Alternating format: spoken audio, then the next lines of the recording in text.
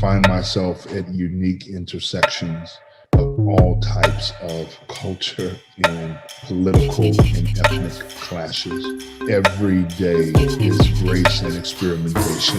Stripping down. I don't daydream, I just do dreams. Built to fire, no camping. Imagine your next chapter for uncommon paths. It's the roadmap. A special guest you can learn from, more valuable than a treasure chest. Unlocking knowledge, catch fire, turn impossible to a playground. Difficulties we do them in like a pool table, got holes for 'em. Inspiration, catch fire, find your passion and live for it. Start bold, it gets harder, dig further. Inspiration, catch fire, find your passion and live for it.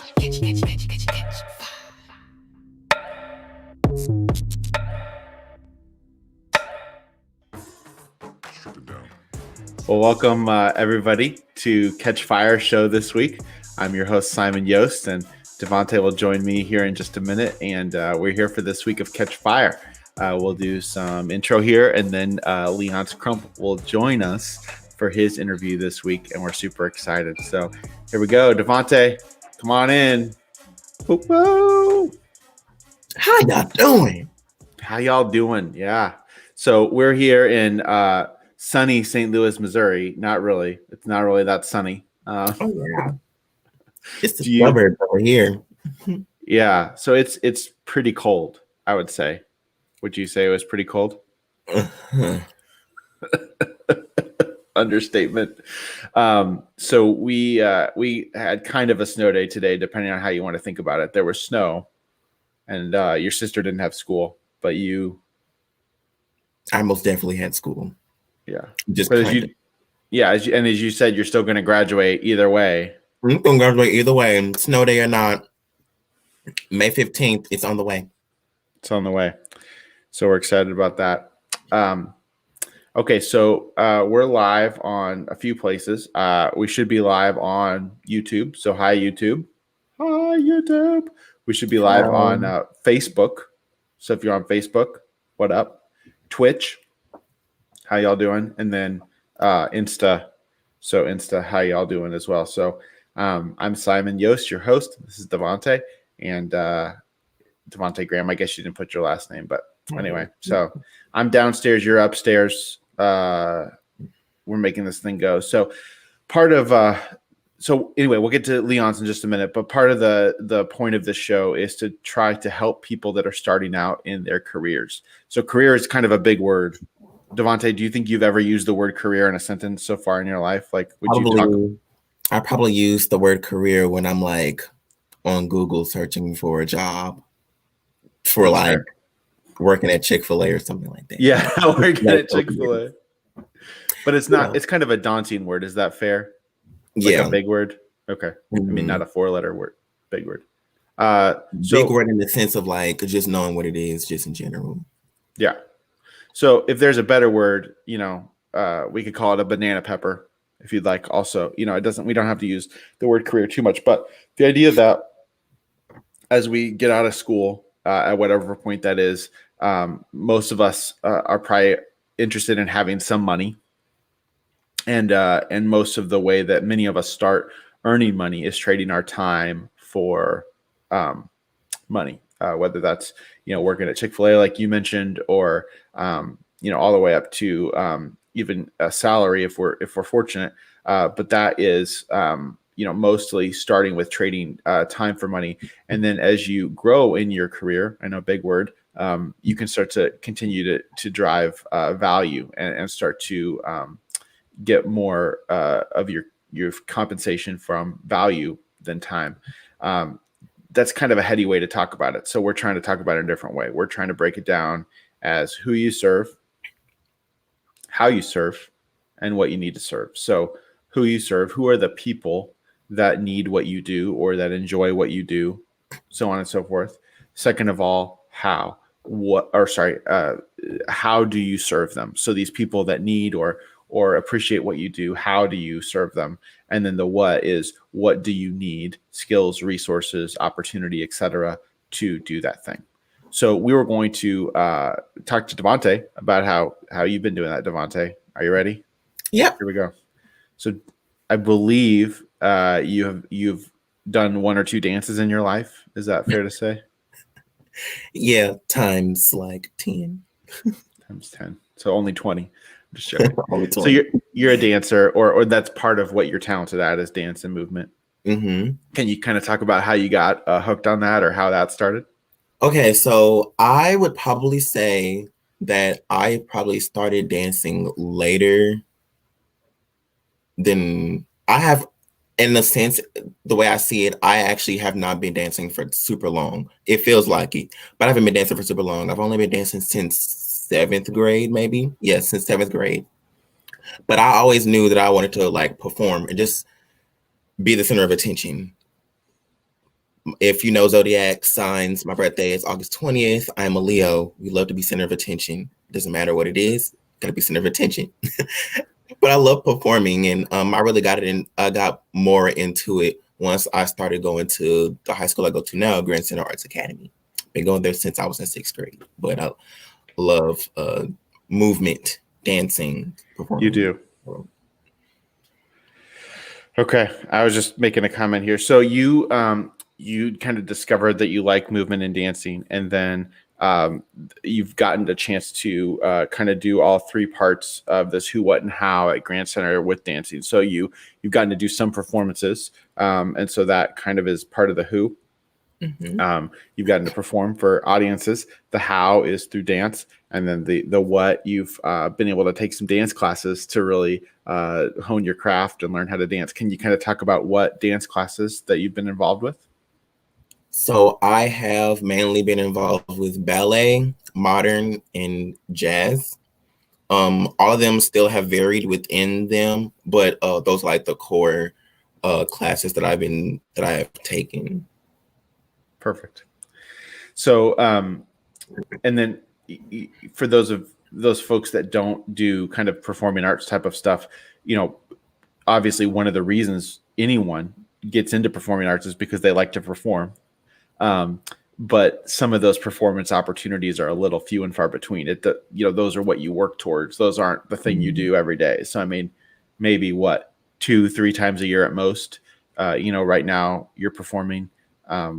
Those are kind of the culminations of the work, I guess, is what I'm trying to paint the picture of. So even though it only happens a couple times a year, it's not like you wouldn't want to do it more. It's just, as you're in training, that's kind of what happens. But I don't know. And I didn't pre-wire you to tell the story. So I also didn't get a clip, but you were able to do a performance recently on film because of COVID, but you were able to do a dance performance in your first kind of professional gig. You want to talk about that? Yes. So I was really excited to do this performance. It was called A New Holiday, choreographed by Keith Williams. That's his name. He's a teacher at my school, Grand Center Arts Academy. And I got to perform with a voice finalist, Kennedy Holmes, who also used to go to my school, Grand Center Arts Academy. I've also have known her since before then. But it was really fun to do. It was a little stressful. The choreography and learning process took 2 days, or at least that's how many days we had to learn it. We had 2 days, and then we were going through all these different tests because we had to, because of COVID, we had to get COVID tests. And to make sure that everything's going to be safe, we still ended up having to perform with masks on, which was, by the way, very difficult, especially if you're moving nonstop. But other than that, it was really fun. The place we performed at was the Palace Symphony Hall. They had it all decorated and everything for Christmas, stuff like that. It was beautiful. That's really cool. Yeah. So like in the foyer of the Symphony Hall, you all got to use that as your set kind of. And then, yeah. So, and then, I wasn't, I think Bradford Marsalis, wasn't he one of the performers? Didn't he perform in it? Or was I don't think so. At least I don't think so when I did my scene. Yeah. And then Brad, we did certain scenes with each other. We didn't get to see everybody else who was actually in it after. Cool. Well, anyway, so that was huge. So that's kind of then like a little look into your dance world, which obviously is going well. But a couple years ago, you were still dancing, you were still going to Grand Center, but there was a kind of another opportunity that popped up to do some other type of movement and performing in St. Louis. Do you want to talk about that? Yes. So actually, the way I remember this, the way that this started was I went to the City Museum to hang out with one of my friends. One of my friends didn't live that far away from us, so we picked her up and we went to the City Museum. And I had previously already just like known this in the back of my brain. I was like, there's probably going to be a performance at the Circus Harmony because the City Museum holds the Circus Harmony, that school there. So every weekend they at least have 2 to 3 shows. We went there, we watched the show, and I was like, I want to do this. Or how can I get into it? So I asked the director, her name is Jessica Hentoff. And then after that, I think we got into it in like January, which was like maybe 4 or 5 months after we saw the show, because it was like in the summertime. But we got right into it into January. And then from that point on, I did classes and everything. And then the next summer, the following summer, I did an internship. I was working with the St. Louis internship program. And they were teaching us how to be professional and how to do all these things. Everybody had to choose like their top things that they kind of wanted to do. They had things from like working in a hospital or working in a judge's office or, being a lawyer, stuff like that. And then they had a little section where it's like other. It's like, is there anything else that interests you that we can maybe find? None of the things that were happening in the hospital or being a lawyer, none of that really interests me. To me, it's I probably have to be at a desk typing, something like that. I was like, I need to move. So I had already talked to them while I was in the program that I was in the circus, because I had been in the circus for about a year now, probably already. And they were like, well, what if you just did an internship at the circus? And I was like, why not? And I was getting paid at the same time. It's not every day you get to do an internship and actually get paid. At least that's what I heard. Not everybody gets paid to do an internship. But I got to teach, learn at the same time, and perform and get paid all at the same time. Wow. Yeah, it was pretty cool. So, and I know there was some other parts too, but just so we don't make this too long. The circus, if we break that down, right, there was the Who, which was an audience again, but you got to perform quite a bit more with circus almost every weekend once you got going, or many weekends, which was pretty cool. Performance experience. Again, for those of us that have not done fine arts, I mean, getting to perform often is a big blessing. So that was pretty cool. And then the How switched from dancing to circus, but it was still very much relied on your movement skills that you had honed and stuff like that. And then the What, again, was similar to dance, be it that a movement, but there was some other kind of specialty skills. I remember you practicing juggling, for example. Yeah. Juggling is something that the brain just you need to sit down and work. Yeah, I remember being at Christmas and you and Christian going back and forth with juggling balls and stuff like that. So hoping that the dog doesn't jump up and grab one of the balls out of the air or something like that. So that's very funny.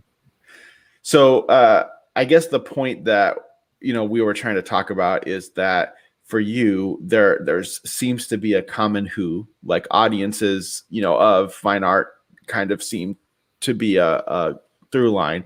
And then the What, movement and training, even though there's some specialty areas that What in general, has been a pretty decent through line.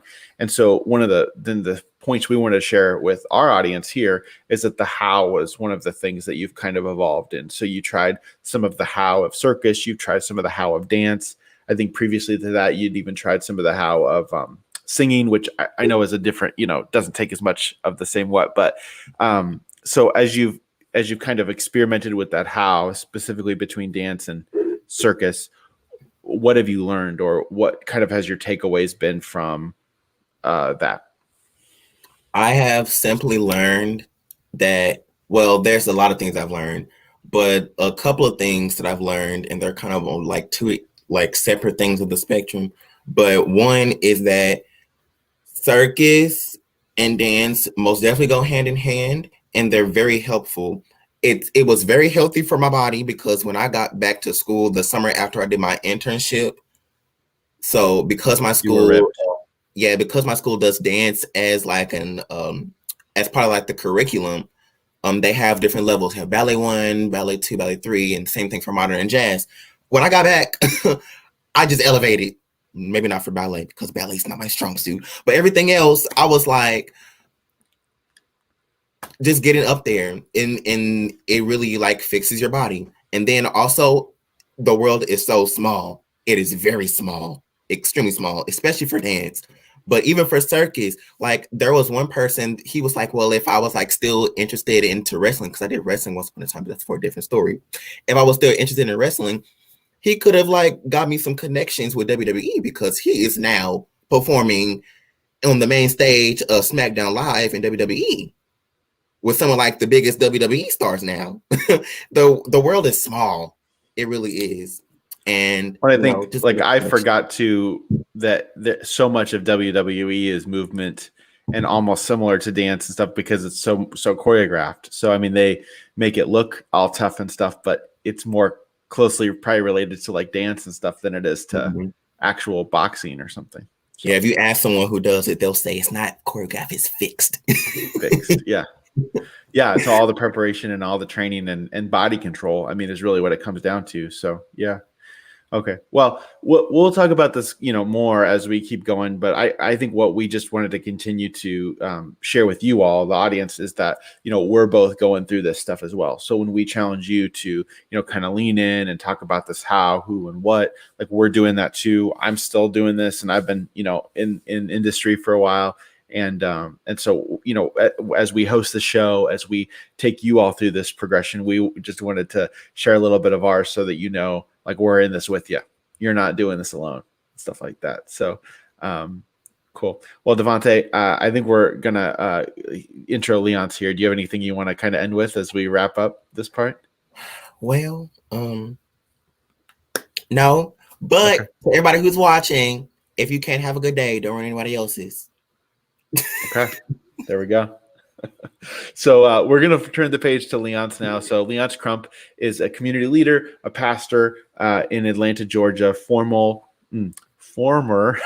NFL player with the Atlanta Falcons. He also played at Oklahoma University too.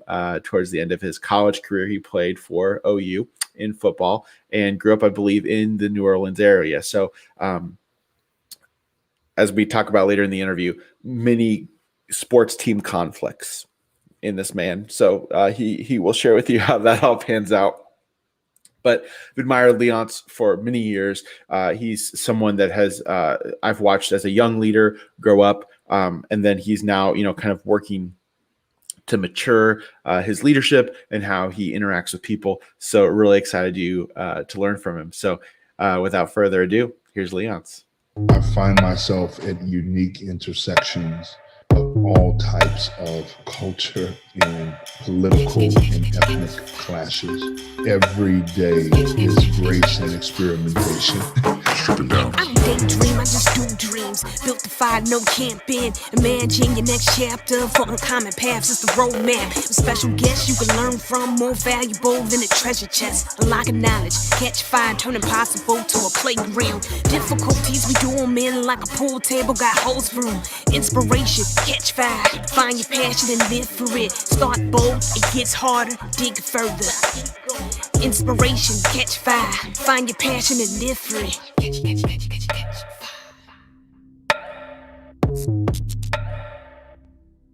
Well, Leonce, thanks for stopping by today. In the age of COVID, we nobody can be too close. So Atlanta's just as good as any.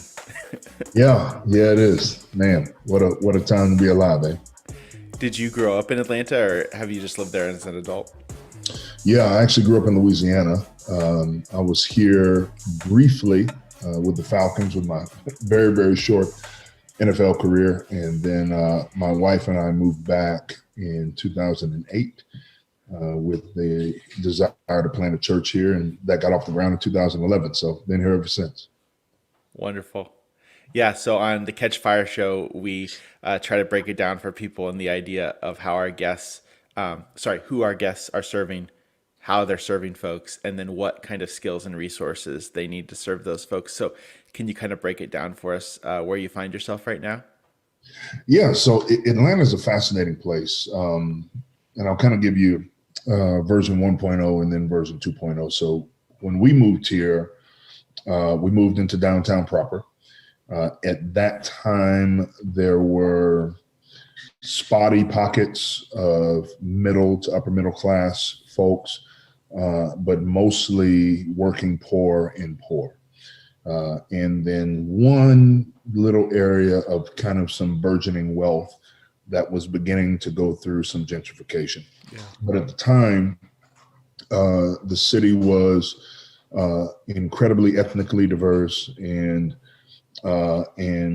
visibly urbane, and so that was our desire to be rooted in that kind of epicenter, and so we planted there. And then over the last 12 years, we've seen the city transition significantly. I think, and there were a couple of different variables there, and for anybody who's listening who keeps up with the market, then that in 2008. After the housing market crash, there was a false bubble of affordable urbanity, right? Because for generations, the center of the city was for the very, very poor and the very, very wealthy. And so there was this window where a lot of people began to move in and invest in the city, et cetera. Well, then those people started having children. The market rebounded. Houses began to climb from the high 200s, mid 300s to $400,000, $500,000, $700,000. People began to move out of the city, and a great deal of that ethnic and even economic diversity kind of left Center City. There was an incredible ethnic turnover, even in the center of the city, and economic as well. And so where we find ourselves now is trying to reorient our missiology and our strategy around who and what Atlanta is. It is a very transitional place. It is a very sprawled place. I would compare Fort Worth area, Houston, Los Angeles. And so the boundaries are very fluid. When you go to Chicago, where downtown is and Midtown, and then where suburbs begin. When you go to Miami, there's a very clear delineation. Here, there's not a very clear delineation. And so even where we moved as a church, it is 14 miles north of where we were in downtown, but the demography, the geography, the psychography are more similar to downtown when we first moved there than it is to downtown now. And so, for us to be able to serve that population, I think you have to have at least a cursory knowledge of psychographic data and geographic patterns and how gentrification works and where the people go. And you have to have a full and robust gospel that really drives you beyond a Sunday gathering, and beyond the kind of evangelistic pitch to see someone make a conversion decision. But it really has to be a holistic approach to human flourishing.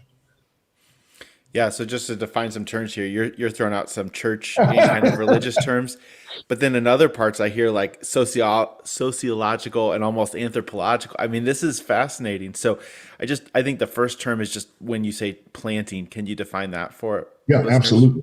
Yeah, absolutely.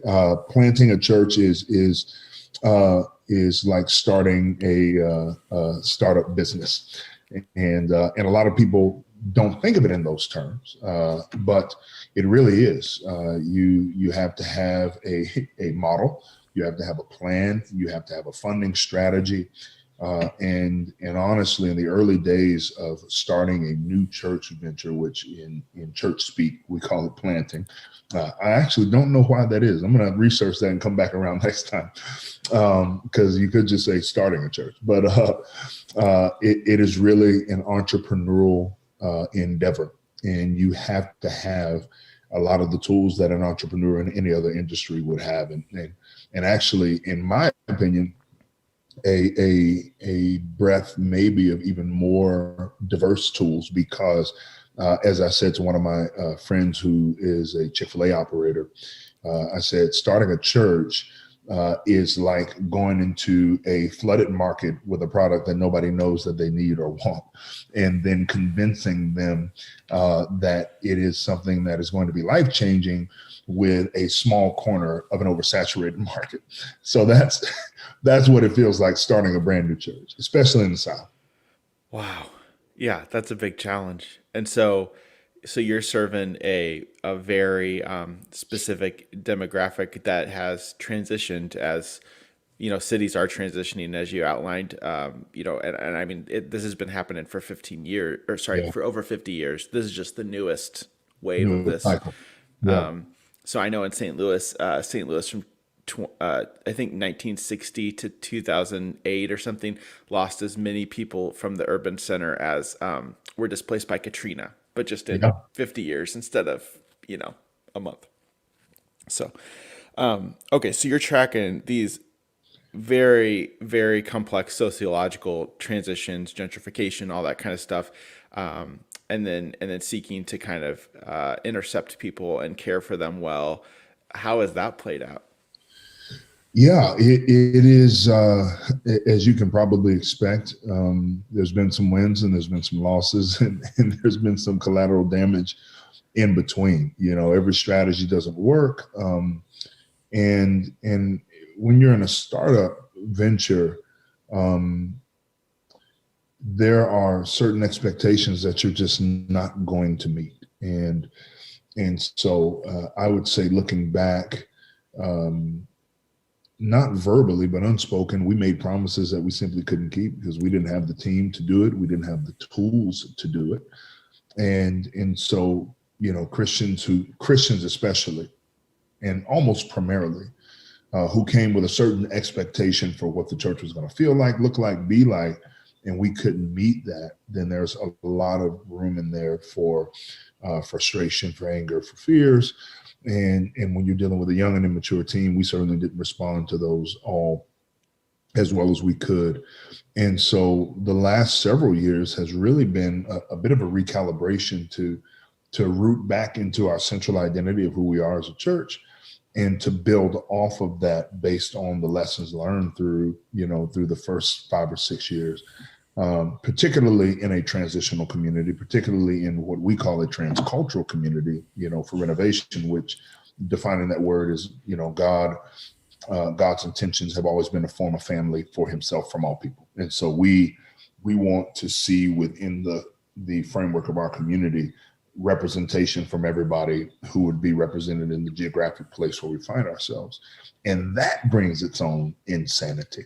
And so we've had these different layers and intricate systems in place over the years to try and catch and capture and walk with as many people for as long as we can, realizing that Atlanta is not only transitional, but transitory in many ways. People move in and they move out. We have several large universities here, so we may have students for 2 years, 3 years, 4 years, and then they're gone. And so, our great strategy has been, how do we make the most of the time that we have with the people that we have, to see them discipled and developed and flourishing in the best way that we can. And it's messy and it gets ugly, but there's been a lot of grace in it too, and we've seen a lot of fruit, and for that we're thankful. Okay.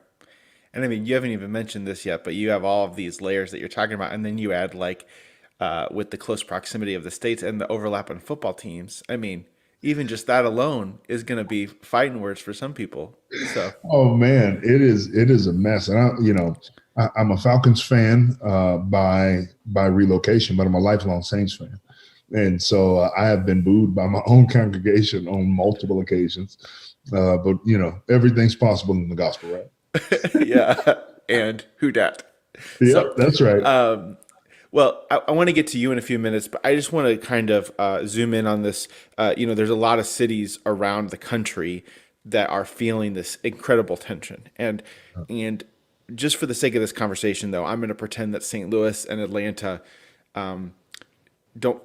I'm not saying we feel it more because we're special, but I just don't want to pretend that everybody feels it. So I'm just saying, from my experience, maybe from your experience, we feel this incredible tension, kind of like a washcloth is being wrung out all the time or something. Yes. And then in some other cities around the country, I was in the Southwest during some of the Breonna Taylor decision about a month ago, when this was recorded, and it almost seemed like it was happening in another country. Like it didn't, Yes. like when I'm in St. Louis, it's like it's right next door, and I'm in the Southwest and it's like, is this even the same?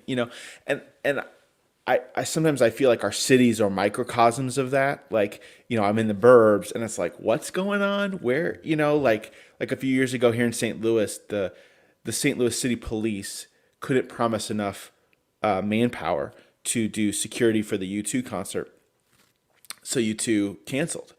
And, it's like an inordinate amount of resources on the city. It was right after the Ferguson stuff. The Rams had just left, and I turned to my wife and I was like, nobody's going to, it's called the Edward Jones Dome, or what now it's called the Dome. But I was like, nobody's going to come to the Dome again. Like, this is it. Like, like that. And it's just like, it was right during like all these things about, how the Rams were trying to leverage St. Louis, and some of that's national with the LA market, but some of it's just like county versus city. Like, hey, let's have the poor pay for the stadiums and stuff like that. So, like I do. yeah. So, I mean, none of this is simple, but I'm just saying, like, our cities are microcosms of this bigger thing. And then you're dealing with like your words where, you're wanting to have this diverse, church and expression. And so there's something about the thing of like, you want to be with those folks, right? And then there's an us, but then there's also like how. So basically my end question is, how are you balancing the kind of us versus them mentality? Oh, I don't know that I'm doing it well. I think I find myself at unique intersections of all types of culture and political and ethnic clashes, and so I can't tell you that I'm actually balancing them so much as every day is grace and experimentation, meeting one another in hopes that if I can be a voice of reason, if I can be a voice of truth, if I can allow the data and not just anecdotes to drive the conversation, if there's an opportunity for me to borrow some language from Congress to speak across the aisle, then I want to take every one of those moments to try and bring humanity to bear in most situations, and then the gospel secondarily to bear as well, and try to find the common threads and the common themes.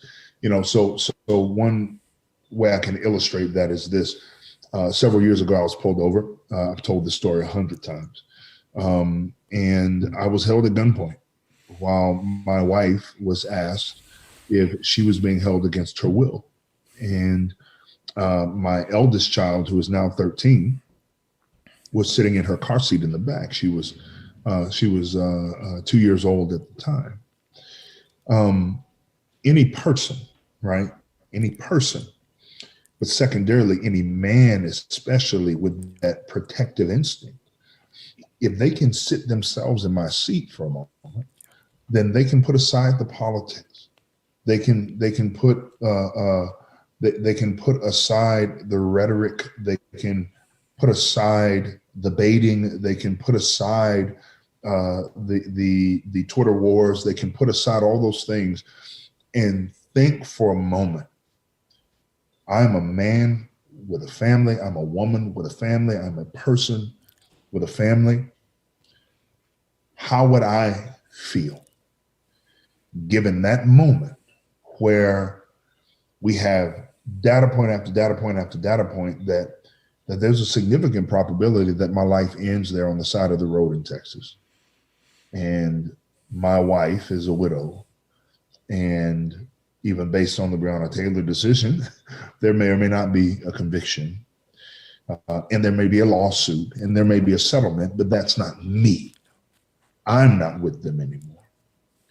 And so if I can, and we can talk about social media here in a moment because I have strong opinions. But if I can find a way to get to that moment and say, just put yourself there. And I remember several years ago, my buddy, Matt Chandler, told that story in a sermon, and he got very emotional and just kind of went off the rails for a minute, honestly. And he's like, that's me, if that's my wife, that's my, because he felt it. And me telling him that story changed our relationship forever. And it changed his posture toward these conversations forever.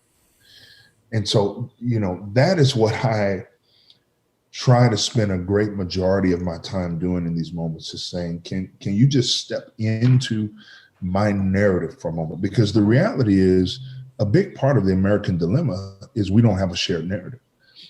We view America through very different lenses. Some immigrants view it one way, other immigrants view it another way. Most white Americans view it one way, most Black Americans view it another way. And between all these different narratives are data points that will help us form a shared narrative, but we've got to be willing to actually walk into that. And so that's how I spend a great deal of my time. And so when I say then, hey, when I see Philando Castile shot in his car with a registered weapon, with his wife in the passenger seat, with his daughter in the back seat, I'm not a human just grieving for a human. I'm a man who thinks, but for the grace of God and another officer intervening, that's me. And that changes everything.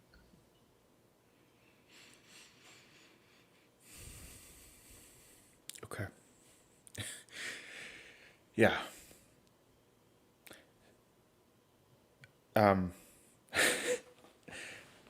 I'll edit the pause out, but I didn't want to, I wanted to be present in that moment. No, I actually appreciate it. I don't know that you need to edit it out. Okay. I don't know that you need to edit this part out, because a part of what's going to heal this is for us to feel those moments just the way we just did. Yeah. To not dehumanize and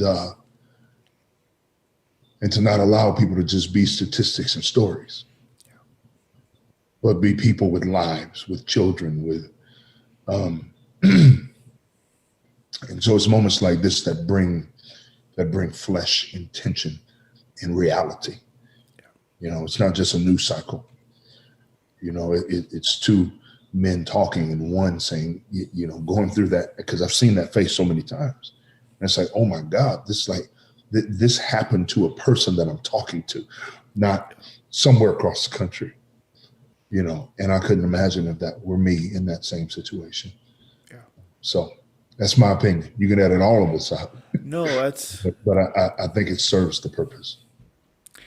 And I mean, part of the thing that's going through my head is my son. Like, he's only been with us for 4 years, but like, he doesn't want to learn how to drive because he's afraid of getting pulled over. And I mean, I'm not the person that's gonna calm that fear. Hopefully I help a little bit, but it's just like, I don't want to be contributing to a world and a culture. And I think you talked about a narrative. I want to be contributing to a narrative where he's safe, where you're safe, and where your identities don't go out the window. when you hop into a vehicle or any other time, because you're both very precious. So Thank you, brother. I'll be praying for your boy. thanks. Well, I think turning the page a little bit, but I think we bring this into the next part.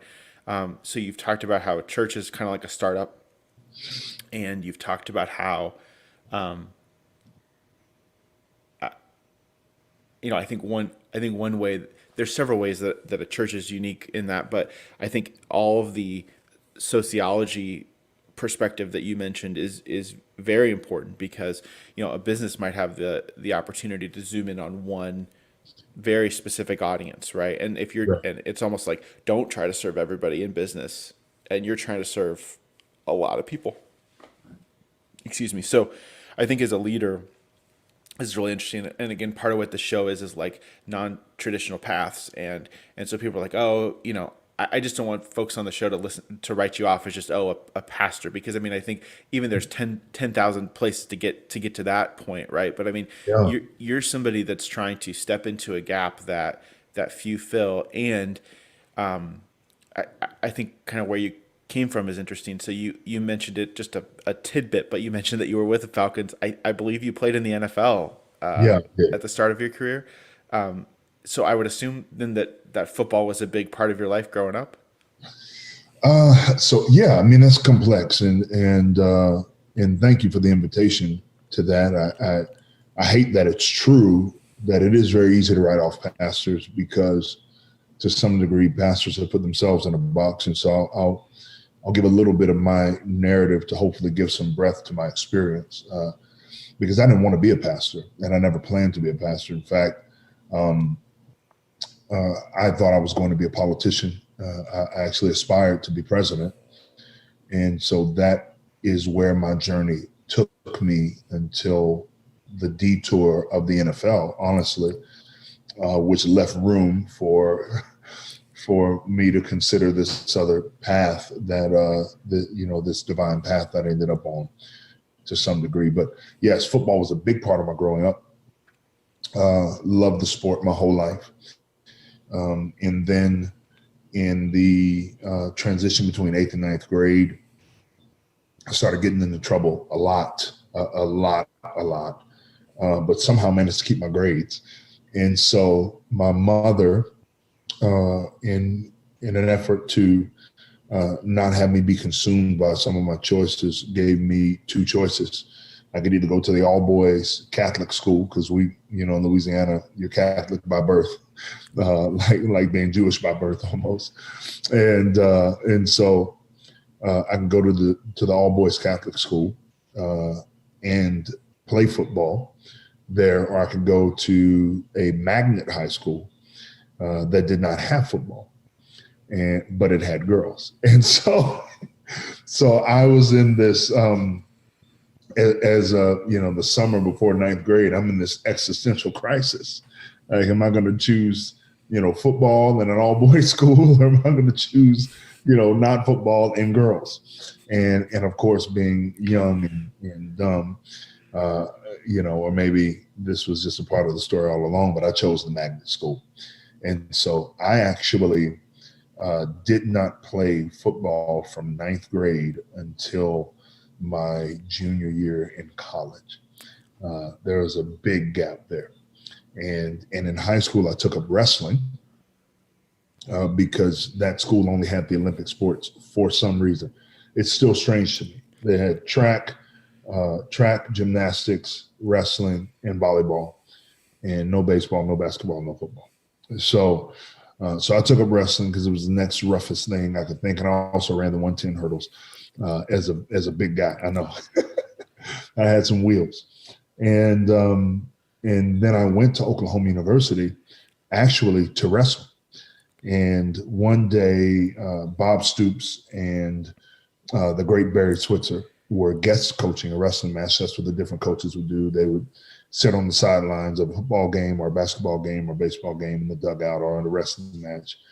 and I double legged. For those of us familiar with wrestling, for those not, it's like the spear from the WWE.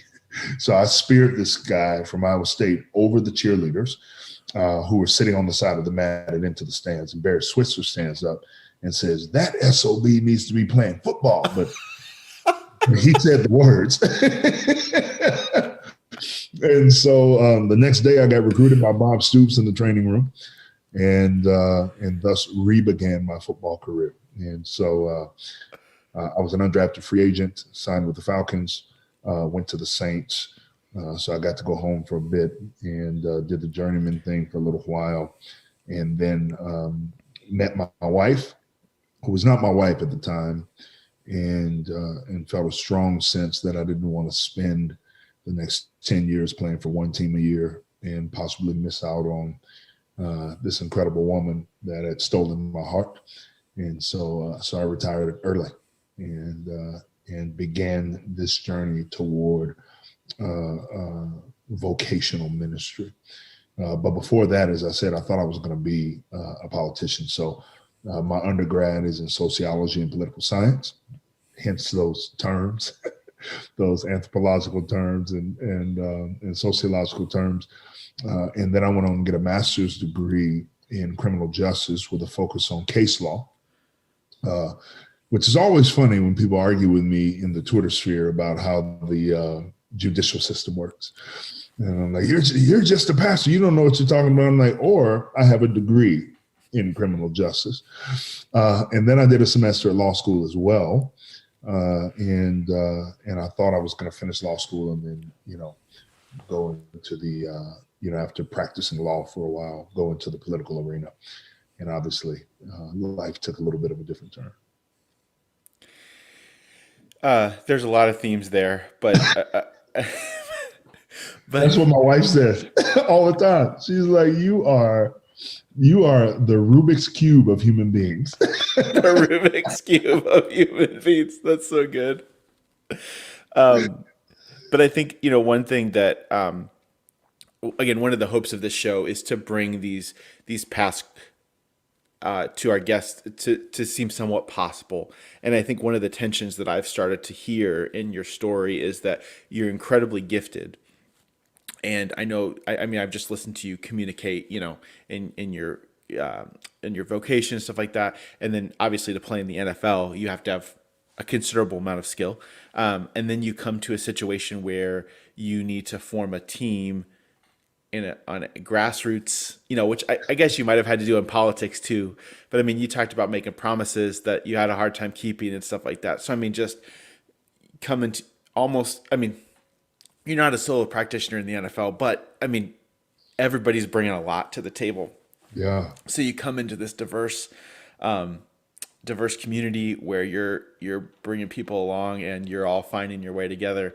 And as a leader, what did that feel like? And how did you respond to that challenge? Yeah. Within the framework of the NFL specifically. Or like once you got into the church, starting a church, like, yeah. You're a talented guy. I'm not saying you're not around talented people in the church, but it's different when you're working with volunteers and community members. Yeah, that's really where some of the tension,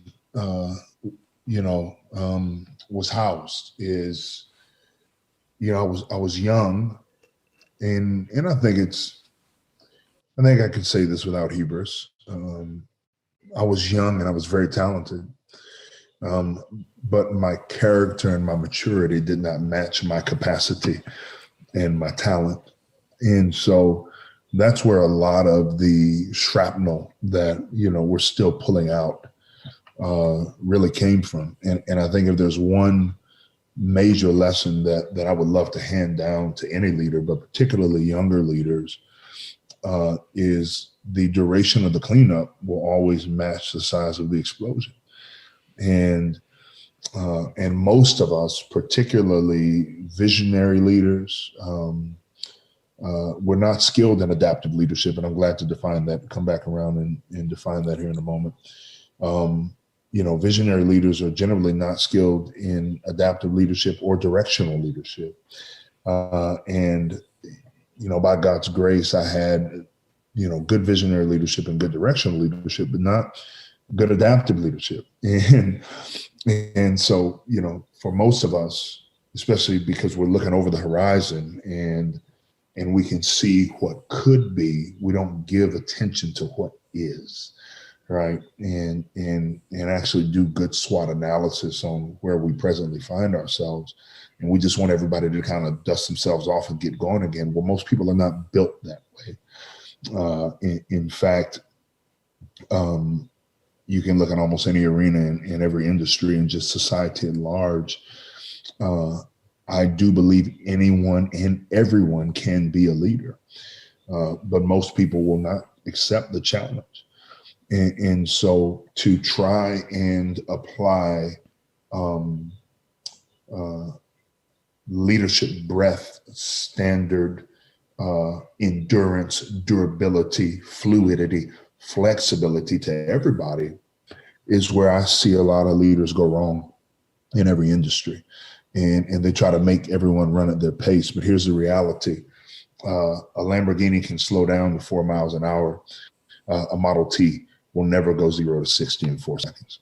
And so we have to evaluate who's around us, what their capacities are, and lead them thusly, instead of trying to demand that they, rev their engine with the same horsepower that we have. Secondarily, I'll add this, and this is another lesson that has come out of failure.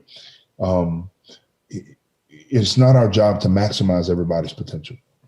And that is an impulse that we have as good leaders, is we want to maximize everybody's potential, but that's not actually our job. Our job is to get people as far as they want to go, because the moment, especially with this generation, you begin to push them past the point of their own confidence or comfortability, is the moment that you start to lose them, in some cases break them, and put burdens on them that they simply cannot carry.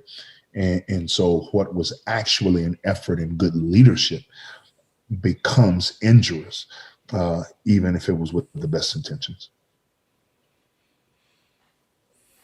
That was a lot. I'm going to be thinking about that last one for a long time. It's a hard thing to accept. Yeah. But I think that's, wow. Yeah. I think that maybe too, and you might be able to even expand on this, but just this idea of activity, it seems so much of a part of growing up, school. I mean, I hate busy work, but I mean, it just seemed like you were always supposed to be active. You were always supposed to be doing something. And then we're always in a hurry as a culture. And you put those two things together, and it's like, as a leader, it just almost seems like if you're doing it, quote, well, that like time is supposed to stand still, or so, you know what I mean? Like, it's just like, don't move, and I mean, so how do you like pace yourself, and by that I mean, how do you go at a pace that other people can sustain and come with you? Discipline. Discipline and patience, and daily reminding myself that my leadership is not unto myself, and my leadership is not unto my own ends. My leadership is in service of others, and my leadership is to the ends of the flourishing of the organization. And so if I can run on those two rails, that I lead in service of others, and I lead toward the flourishing of the organization itself, then I will cultivate the discipline to measure my pace in a way that allows others to come along with me. And the reality is, an uncomfortable truth, especially for founders and entrepreneurs, is there will be a juncture where I will have to choose to drive at 10 miles an hour, 15, 20, depending on the growth capacity of the people I put around me, or I'll have to find a new track to drive on where I can actually open up the engine. And the hard part is that seems, it can seem detached to some. And it's hard when you are the founder, you're the one that birthed this thing from, for Renovation, literally from a napkin to a global church, right? It was an idea on a napkin, 3 points. And now, we've planted churches literally all over the world. And so it's very hard for me to want to let go, right? And so at some point there will be a decision. I've got a very specific assignment right now as I'm raising up more leaders and building up our team. But at some point it's like, okay, either you've got to decide that this is as fast as you'll ever go, and that has to be okay. Or if you want to mash the gas, as my grandpa used to say, you want to mash the gas, son, you got to find somewhere you can do it safely, right? And that is a decision point that every leader will face, or they will plow over people and push them past their limits and overburden them until they burn out, and then they get a fresh cycle of people and run them through that cycle over and over and over again. And so then the organization never, to quote Jim Collins, never reaches level 5. It remains 3 or 4.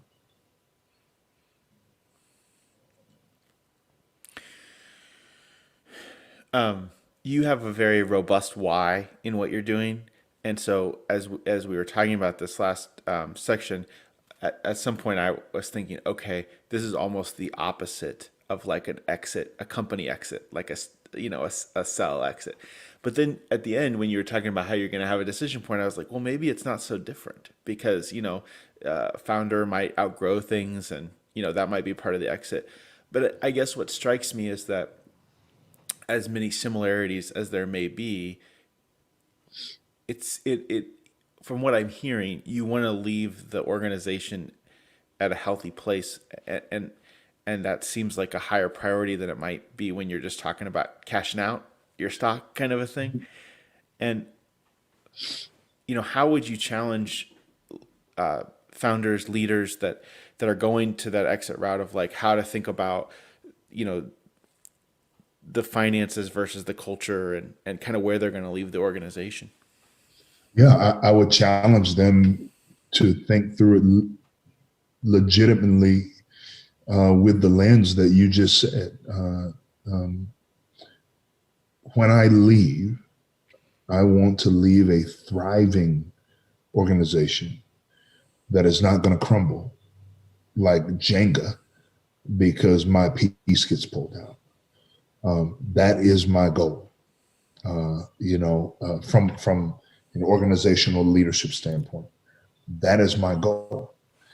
And so, and I have had this opportunity one-to-one. I would challenge any C-suite employee, any entrepreneur, that when you start looking at your cash out, when you start looking at the opportunity to sell, do so with the flourishing of the organization as the primary goal. And your net worth, your value, your benefit as secondary, even tertiary, in the list of priorities. I think if we bring that kind of character and foresight to the business world, to the for-profit world, to the not-for-profit world, beyond the church, if we are able to bring that to bear, then we will be operating in the space, for Christians, what I would call it is we'd be operating in the space of common grace. For everyone else, we'd just be operating in the space of common good. and actually putting the flourishing of other people over our own personal desires, which is why I wanted to get into politics in the first place. I'm not a perfect man. I'm not even always a moral man, but that is my why. You know, my why is not actually expanding the church.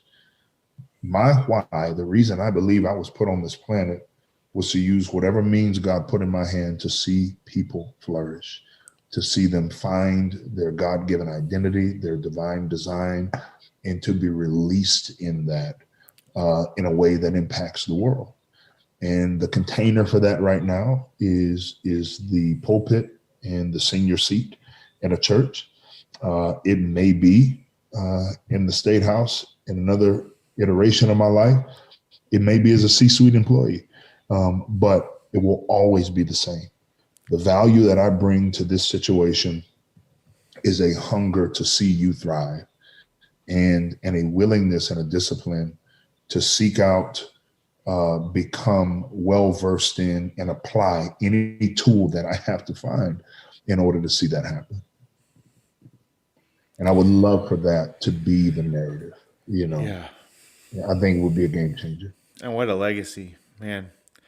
To go into politics direction for a minute, because this is going to be fun. But I want to kind of go micro and macro. Sure. I think that, you know, listening to you talk, I'm reminded that, you know, what a rare thing it is to meet somebody that's their character does not outpace their skills and talents, right? I mean, it's what a gift to be around people that have gone through enough life that they have a weight in a good way and can care for people. And so I guess the first thing I wanted to ask is, like, as you're talking to potentially other, you know, leaders that are growing up, maybe even other folks that aspire to politics, you know, they're probably looking at internships and political science things and, you know, clerking for people, or I'm not an expert in this, but all these different paths to hone their professional skills. How would you advise them on their character? Yeah. So this goes back to something you said earlier that I wanted to tap on just for a minute, and it intertwines. One of the principles I've been trying to live out, particularly in the last 3 years, is working from rest rather than working for rest. And it sounds like semantics, but it's not. Our Western mentality is to go as hard as we can for as long as we can, and then fall across the finish line and catch a breather, and then come back at 60% and try to do it all over again. And one, it's not God's design, and two, it's asinine. And so, you know, after almost burning out multiple times over the last 15 years or so, I really have stepped back to try to adopt this idea that no, my week is going to start with Sabbath, with rest, with a committed portion of time that is specifically focused on my self-care and my nourishment, my health. And then everything I do, I want to come out of that. And then that is, you know, that's the barometer. How I'm resting well is the barometer of how well I'm doing, not how much I'm achieving. Okay, so let's put that in a little box and set it aside for a moment. For those who are considering going into politics, considering going into any arena, but particularly politics, and they're working on their skills, and they're working on their communication, and they're working on their rhetoric, and they're learning their history, et cetera, et cetera, et cetera, I would say that the greatest work they can do is laboring toward being a fully integrated person. And that will come through coaching, that will come through counseling, that will come through reading, that will come through undoing societal norms and adopting patterns of life and behavior that may seem strange to other people, i.e., having a Sabbath and working from rest rather than for rest, saying no to great opportunities because they violate the boundaries of your commitment to your longevity and your health. I don't say yes to everything. I don't say yes to every podcast. I don't say yes to every opportunity to speak out. I don't say yes to every recording. I got invited to record something Friday, but I can't do it because my week is already edging up against the maximum amount of output that I'm willing to put out. Not can, willing to, before it begins to push into the more important things like my own personal well-being, my investment in my wife, my investment in my children. Those things have to become priority.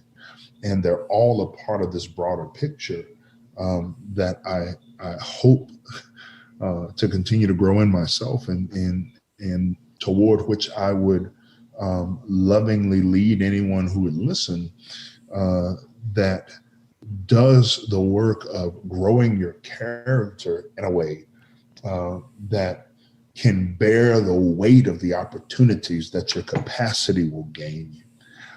And we usually invert that, right? This woman's got great capacity. She's got great skills. She has great presence. Let's put her out there. But then when she crashes and burns, everybody's like, well, what happened? Well, you put a mansion on stilts rather than a foundation, and eventually the house fell down. And so for those who are pursuing any arena, but particularly the political arena, do the work on integration. And what integration means, being a fully integrated person, is you are consistently the same person in every arena, in every environment, with every group of people. And there's consistency in your approach, there's consistency in your words, there's consistency in your presence, there's consistency in how you treat people. You don't treat the wealthy differently than you treat the poor. You don't treat the important differently than you treat the unimportant. You learn the names of people who can't do anything for you. Those things are of lasting value. And those are the things that reshape culture. Okay. I like that. It doesn't matter if I like it, but I like it. And then this is a intentionally impossible question, so take it how you like. Don't feel pressure, but there is a large amount of uncertainty and I think divisiveness is a fair word in our country right now. And we have a vote. We have posture towards those we interact with and everything else. But you brought up this idea of common good. Mm-hmm. And it's just like, I don't know if you could boil down for us, like, with some of us might feel like we don't have that much to contribute to the common good, but like whether we have a lot or a little, any thoughts on using what we have for the common good? Yeah. The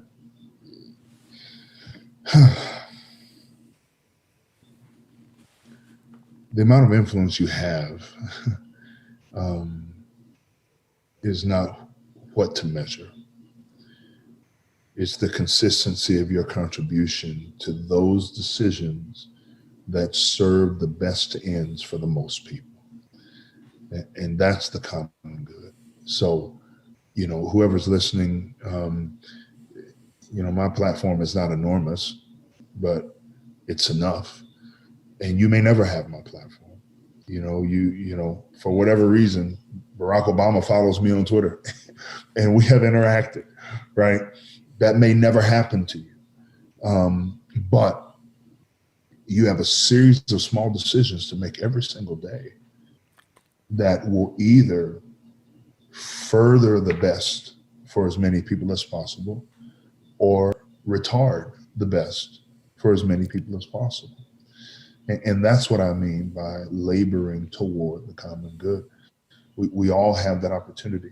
And it will be through our vote, but not for president. That actually matters least of all.